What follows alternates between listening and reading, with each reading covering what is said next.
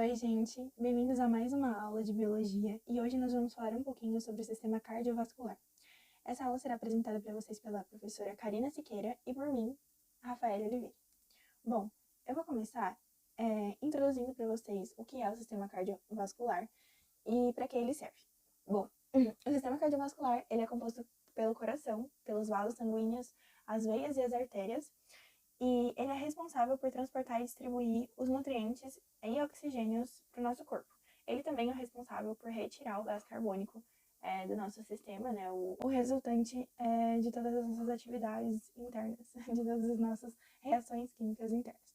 Bom, para a gente entender esse esqueminha que eu coloquei aqui, primeiro eu vou tentar separar um pouco e explicar bem superficialmente como funciona a dinâmica aqui. Mais pra frente a gente vai ver exatamente quais são as funções de cada parte desse sistema e a estrutura propriamente dita de cada um deles, mas agora a gente vai tentar entender o básico para realmente relacionar os próximos conteúdos, né, as funções que a gente vai ver mais pra frente com o sistema em si. Bom, aqui a gente vê o coração. O coração, ele é um órgão muscular, né, que é dividido basicamente em 4 partes. Aqui em cima, a gente vê esses 2 orifícios, né, aqui em cima, que são os átrios. O átrio azulzinho, a parte azulzinha, é o átrio direito, e a parte vermelhinha lá em cima é o átrio esquerdo. Embaixo dos átrios, temos os ventrículos, tanto o direito quanto o esquerdo, seguindo a mesma lógica. Bom, aqui a gente pode acompanhar as setinhas e ver direitinho como que o sangue flui dentro desse sistema. Então, ele vai aqui entrar pelo átrio direito, ele vai ser bombeado, né, vai chegar lá no ventrículo direito, vai ser bombeado pela artéria pulmonar, e assim que ele chega na artéria pulmonar e ele executa a função, né, faz com que o sangue supra sua função lá, ele vai voltar para o coração pela veia pulmonar. Então, ali já vai cair para a veia vermelhinha, e ali a gente pode ver pelas setinhas que ela volta para o coração. Nessa fase, é a fase que o sangue ele vai ser oxigenado. Então, é a parte que o sangue volta oxigenado para o coração.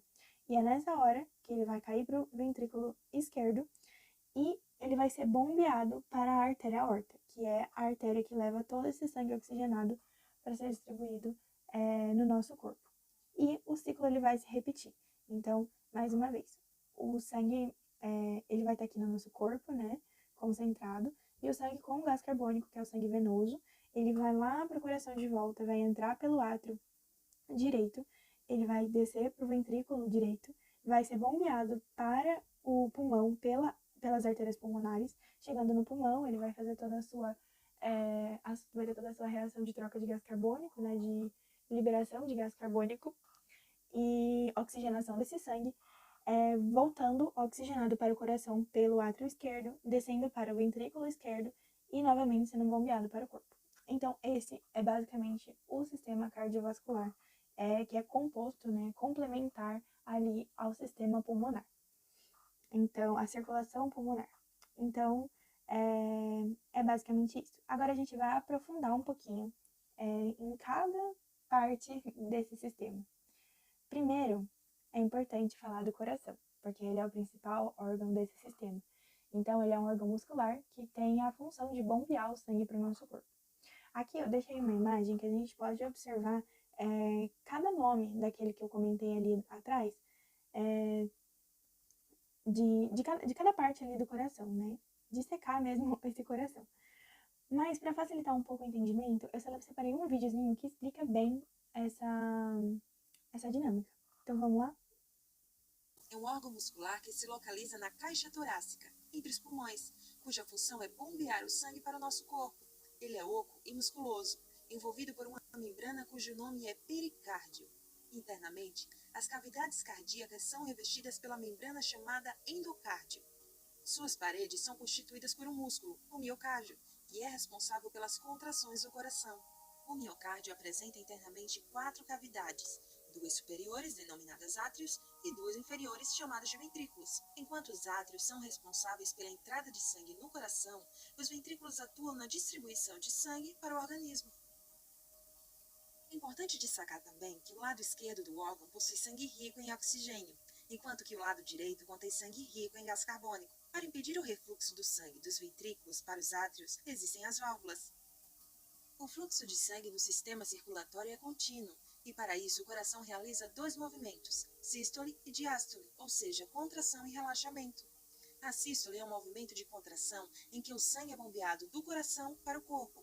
A diástole é um movimento de relaxamento, quando o coração se enche de sangue. Você sabia que isso tem a ver com nossos batimentos cardíacos? Eles representam a entrada e saída de sangue no coração. No ciclo cardíaco, são produzidos os batimentos, sendo que a primeira batida corresponde à sístole e a segunda marca o início da diástole. De maneira simplificada, podemos dizer que o coração funciona como uma bomba dupla. O lado esquerdo do órgão bombeia o sangue arterial, rico em oxigênio para diversas partes do corpo, e o lado direito bombeia o sangue venoso, rico em gás carbônico para os pulmões. Bom, agora que nós vimos como o coração funciona, vamos entender como o sangue atua dentro do nosso corpo. O sangue é um tecido formado por glóbulos vermelhos, brancos, plaquetas e plasma, e é através dele que as células elas recebem as substâncias nutritivas que necessitam para realizar suas atividades, e também é por ele que elas devolvem aquilo que sobra das atividades celulares, como por exemplo o gás carbônico, que é resultado da respiração celular. Ou seja, esses fluidos, esse fluido, no caso o sangue, trabalha levando o que é necessário e retirando o que sobra das reações que ocorrem dentro do nosso corpo.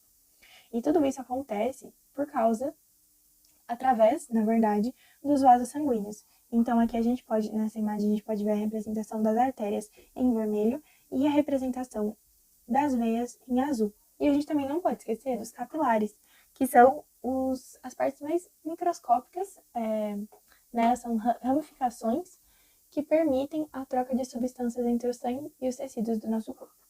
Bom, na outra imagem aqui do lado, onde estão as veias e artérias, né, escrito aqui, a gente tem uma representação de como esses vasos sanguíneos estão distribuídos pelo nosso corpo. Claramente não é real, assim, é somente uma representação, porque no sistema, no corpo real, é bem mais complexo. Bom, a princípio é isso que eu tinha para dizer, e agora eu vou deixar aqui esse mapa mental para que vocês possam consultar sempre que necessário.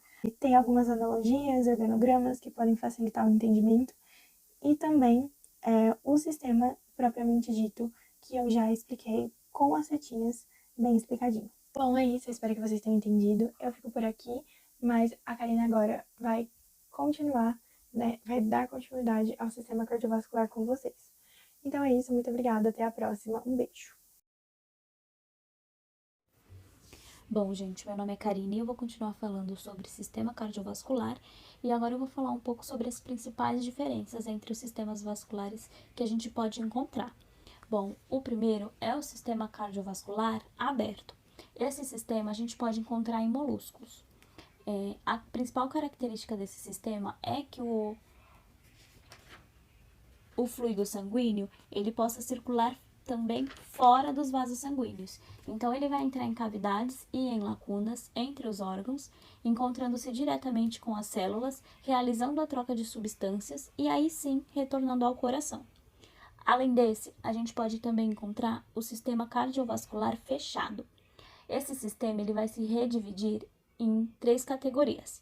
A primeira é o sistema cardiovascular fechado simples, onde a circulação simples vai ser aquela que o sangue vai passar apenas uma vez pelo coração.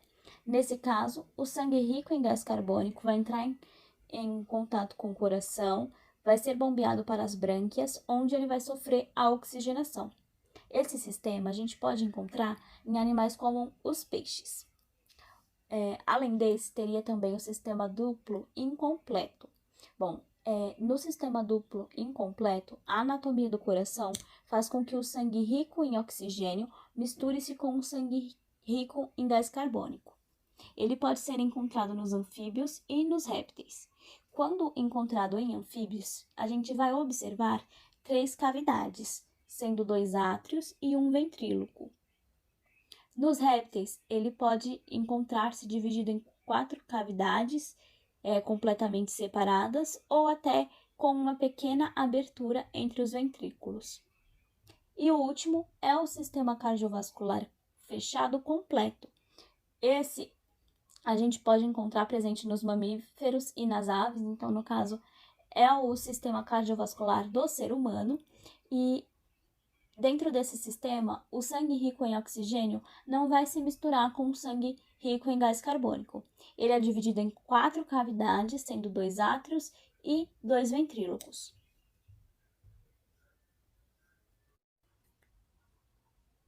Agora, dando um pouquinho mais de ênfase para o sistema cardiovascular que a gente encontra no ser humano, eu vou falar um pouquinho mais sobre como ele é formado. Então, a gente viu anteriormente que o sistema cardiovascular possui veias, possui artérias e ele transporta, né, nutrientes e o sangue. O sistema cardiovascular do ser humano, o coração, é dividido em 4 cavidades, sendo o átrio direito e o ventrículo direito, o átrio esquerdo e o ventrículo esquerdo. No átrio direito, a veia cava, vai trazer o sangue do corpo, que esse sangue vai ser rico em gás carbônico, é um sangue venoso, e aí ele vai entrar pelo átrio direito, vai passar para o ventrículo direito e vai ir para o pulmão para ser oxigenado. Quando esse sangue sair do pulmão, ele vai entrar para o ventrículo esquerdo pela veia pulmonar, já como um sangue arterial, rico em oxigênio, e vai passar para o ventrículo esquerdo, e aí ele vai ser distribuído para o corpo pela veia aorta. E aí esse sangue que vai ser distribuído por todo o nosso corpo, esse sangue rico em oxigênio, já é um sangue arterial. Dentro do coração, né, entre o átrio direito para o ventrículo direito, a gente pode encontrar uma válvula, que é chamada de válvula tricúspide. E aí, do átrio esquerdo para o ventrículo esquerdo, a válvula é chamada de bicúspide. Essa válvula, ela funciona de uma maneira que o sangue ele não seja capaz de voltar. Então, uma vez que ele saiu do átrio direito para o ventrículo direito, ele não consegue voltar novamente para o átrio. Ele vai passar para o pulmão. E uma vez que ele tenha saído do átrio esquerdo para o ventrículo esquerdo, ele também não consegue voltar. Quando o sangue ele sai do ventrículo direito para a artéria pulmonar, a gente encontra uma outra válvula que a gente chama de troncopulmonar. E do ventrículo esquerdo para a artéria aorta, a válvula é aórtica ou válvula da aorta. Quando o coração ele faz um movimento de contração, a gente chama de sístole, e quando ele relaxa, a gente chama de diástole. Bom, agora que a gente entendeu um pouco como que funciona o coração do ser humano e quais são os sistemas circulatórios presentes aí nos seres vivos, a gente precisa saber, principalmente para o ser humano, quais são os cuidados que a gente deve ter, né? Porque o coração é muito comum a gente ver e ouvir falar em doenças cardiovasculares. O coração ele é responsável por bombear sangue para o nosso corpo todo. Então, de certa forma, é ele quem mantém o nosso corpo funcionando, né? É um órgão principal, um órgão vital para a nossa vida. E essa saúde do coração, ela merece muito da nossa atenção. Então, é necessário que a gente conheça quais são as doenças principais, né, associadas ao sistema cardiovascular. E aí, aqui, a gente pode apontar o infarto, o AVC, arritmias cardíacas, parada cardiorrespiratória, trombose venosa, embolia pulmonar, insuficiência cardíaca, entre outras. Essas doenças cardíacas vão afetar mais geralmente homens do que mulheres com idade acima de 50 anos. A possibilidade de desenvolvê-las é maior em pessoas que apresentam alguns fatores de risco, como colesterol alto, diabetes, pressão altas, entre outros. O nível de estresse e maus hábitos de vida, como fumo, sedentarismo, a obesidade, também podem desencadear doenças do coração. Então, por conta disso, é possível que, em grande parte dos casos, a gente consiga prever e até prevenir essas doenças, né? Tratar antes para não ter. Então, manter uma alimentação saudável, praticar exercícios físicos, tudo isso conta. Bom, gente, por hoje é só. Eu espero que vocês tenham gostado da aula, que vocês tenham entendido. Agradeço por terem acompanhado até aqui e até a próxima.